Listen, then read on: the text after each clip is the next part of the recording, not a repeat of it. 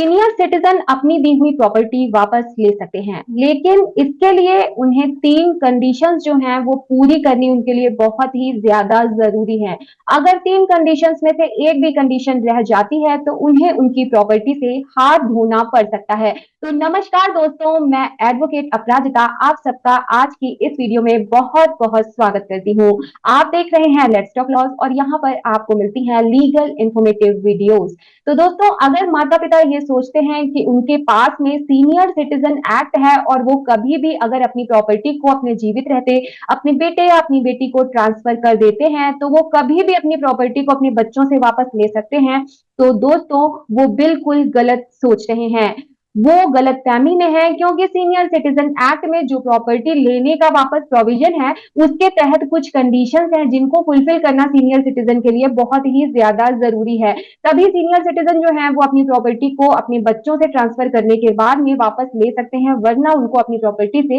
हाथ धोना पड़ जाएगा। तो आखिर कौन सी है वो कंडीशन, आज हम उन्हीं पर बात करेंगे और ये भी जानेंगे कि ये कंडीशन कितनी ज्यादा जरूरी है, और अगर सीनियर सिटीजन ने इन कंडीशंस को इन स्टेप्स को ध्यान नहीं रखा प्रॉपर्टी ट्रांसफर करते टाइम तो उन्हें उनकी प्रॉपर्टी वापस मिलेगी या नहीं मिलेगी, उनको उनकी प्रॉपर्टी वापस लेने में कितनी दिक्कत और किस प्रकार की दिक्कतों का सामना करना पड़ेगा, ये भी हम डिस्कस करेंगे। अपनी प्रॉपर्टी को सीनियर सिटीजन वापस ले पाएंगे या नहीं, पूरी डिटेल वीडियो होने वाली है, तो इस वीडियो में एंड तक जरूर बने रहिएगा। दोस्तों, आज की इस वीडियो में हम 2 जजमेंट को डिस्कस करेंगे। दोस्तों, ये जो दोनों जजमेंट हैं वो इसलिए इंपॉर्टेंट हैं क्योंकि इन दोनों जजमेंट में एक ही तारीख यानी कि 6 दिसंबर 2022 को ये जजमेंट दी गई, जिनमें से एक ऑनरेबल सुप्रीम कोर्ट के द्वारा दी गई और दूसरी मद्रास हाई कोर्ट के द्वारा दी गई। दोस्तों, ये वीडियो बहुत ही ज्यादा इंपॉर्टेंट है, तो इस वीडियो में एंड तक जरूर बने रहिएगा। साथ ही अगर आपने अभी तक हमारे चैनल को सब्सक्राइब नहीं किया है तो हमारे चैनल को सब्सक्राइब कर लीजिए, साथ ही बेल नोटिफिकेशन बटन भी जरूर प्रेस कर दीजिए, क्योंकि ऐसे ही लीगल इंफॉर्मेटिव वीडियोस हमारे चैनल के माध्यम से आपको डेली मिलती हैं।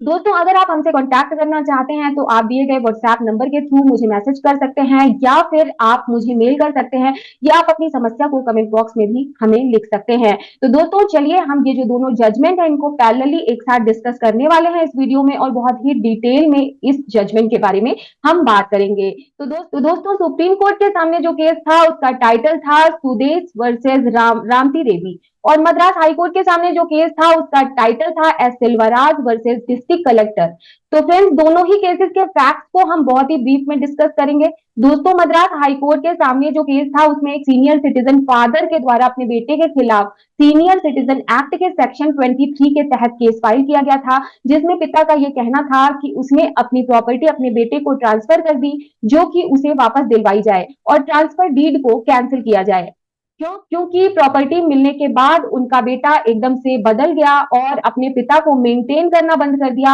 अपने पिता की देखरेख करनी बेटे ने बंद कर दी, अपने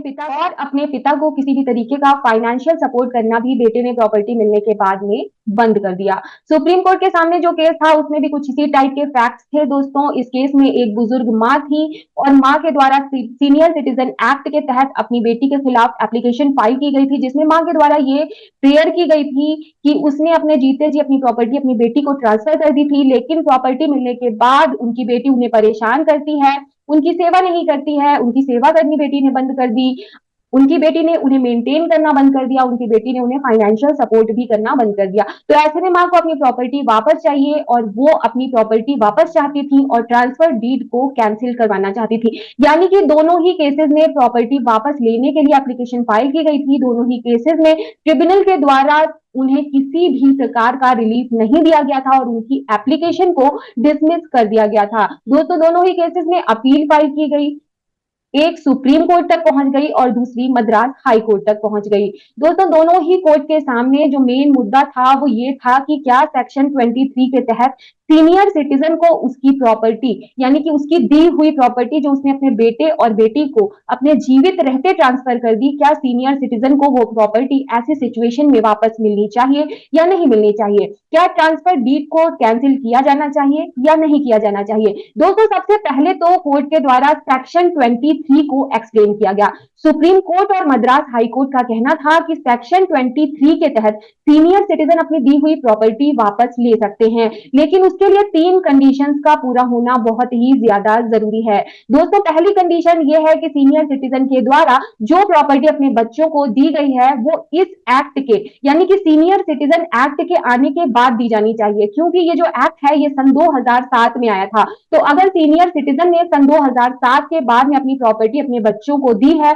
तो वो इस एक्ट का सहारा लेकर के अपनी प्रॉपर्टी को वापस ले सकते हैं। इसके बाद जो दूसरी कंडीशन है वो ये है कि जब भी सीनियर सिटीजन ने अपनी प्रॉपर्टी अपने बच्चों को ट्रांसफर करी है तो ट्रांसफर करते समय सीनियर सिटीजन के द्वारा ये कंडीशन लगाई जानी चाहिए कि प्रॉपर्टी ट्रांसफर होने के बाद अगर बच्चे उनकी देखरेख नहीं करेंगे, अपनी माता पिता को मेंटेन नहीं करेंगे, उनकी सेवा नहीं करेंगे, उन्हें फाइनेंशियली सपोर्ट नहीं करेंगे, तो ऐसी सिचुएशन में प्रॉपर्टी जो है वो वापस उनके नाम आ जाएगी। तो ये दूसरी बात हो गई। तीसरी बात कर लेते हैं तीसरी कंडीशन की, जो ये कहती है कि यदि पहली और दूसरी कंडीशन फुलफिल हो जाती हैं, यानी कि प्रॉपर्टी 2007 के बाद ट्रांसफर की गई है और ट्रांसफर करते समय सीनियर सिटीजन माता पिता ने कंडीशन भी लगा दी है, तो उसके बाद अगर बच्चे उनकी देख रेख नहीं करते हैं, उन्हें मेंटेन नहीं करते हैं, तो सीनियर सिटीजन सेक्शन 23 के तहत अपनी दी हुई प्रॉपर्टी को वापस ले सकते हैं। दोस्तों, यहाँ पर इंपॉर्टेंट बात यह है कि तीनों कंडीशन पूरी होनी चाहिए। अगर एक भी कंडीशन इनमें से पूरी नहीं हो पाती हैं या पूरी नहीं की गई होती हैं, तो ऐसी सिचुएशन में सेक्शन 23 अप्लाई नहीं होगी और सीनियर सिटीजन को कोई भी रिलीफ नहीं मिलेगा। अपनी प्रॉपर्टी सीनियर सिटीजन को ऐसी सिचुएशन में बिल्कुल भी वापस नहीं मिलने वाली है। दोस्तों, मौजूदा दोनों ही केसेस में सीनियर सिटीजन के द्वारा प्रॉपर्टी ट्रांसफर करते समय कोई भी ऐसी कंडीशन नहीं लगाई गई थी। प्रॉपर्टी ट्रांसफर होने के बाद बच्चे उनकी देखरेख करेंगे, उन्हें मेंटेन करेंगे, उन्हें फाइनेंशियल हेल्प करेंगे या उनकी सेवा करेंगे, यानी कि जो तीनों ही कंडीशन हमने डिस्कस करी थी उनमें से दूसरी कंडीशन फुलफिल नहीं हो रही थी। तो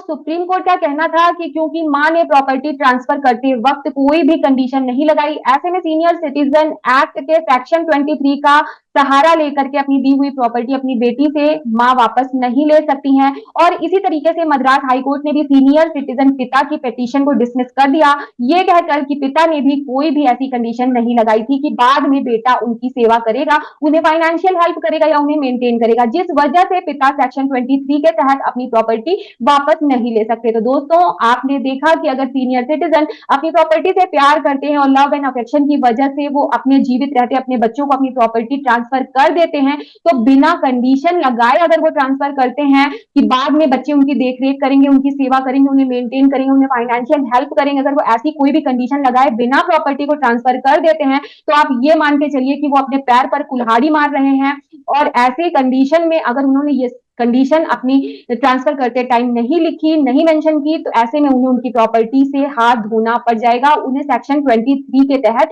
किसी भी तरीके की वो अपनी प्रॉपर्टी की वापसी नहीं पाएंगे। तो दोस्तों, बच्चे अगर बाद में उनका ध्यान नहीं रख रहे हैं, नहीं उनको फाइनेंशियली मेंटेन कर रहे हैं, नहीं उनको सपोर्ट कर रहे हैं, उनकी सेवा नहीं कर रहे हैं, तो ऐसे में अगर लव एंड अफेक्शन की वजह से सीनियर सिटीजन अपनी प्रॉपर्टी को अपने जीवित रहते अपने बच्चों को दे रहे हैं, तो इन तीनों ही कंडीशंस का ध्यान रखें कि वो ये कंडीशंस जो है वो ट्रांसफर करते टाइम जरूर मेंशन करें, ताकि उनको सेक्शन 23 सीनियर सिटीजन एक्ट के तहत प्रॉपर्टी वापस लेने में कोई भी दिक्कत ना आए। उम्मीद करती हूँ कि ये वीडियो आपको पसंद आई होगी। वीडियो पसंद आई हो तो इस वीडियो को लाइक कीजिएगा, साथ ही चैनल को सब्सक्राइब करके जाइएगा ऐसे ही लीगल इंफॉर्मेटिव वीडियोस के लिए। साथ ही बेल आइकन को भी प्रेस कीजिएगा। इस वीडियो को अपना एक प्यारा सा लाइक देके जरूर जाइएगा। फिर मिलती हूँ नई वीडियो के साथ। Till then, bye bye.